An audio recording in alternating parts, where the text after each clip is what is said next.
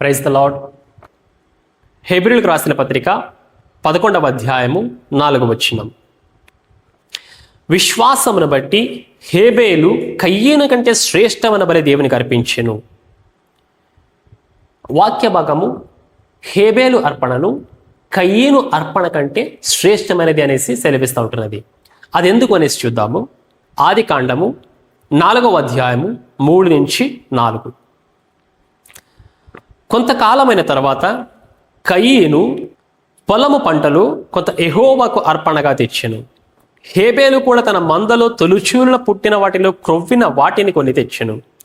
యెహోవా హేబేలును అతని అర్పణలను లక్ష్యపెట్టెను. కయీను యొక్క అర్పణ ఏంటి అంటే భూఫలం అన్నమాట.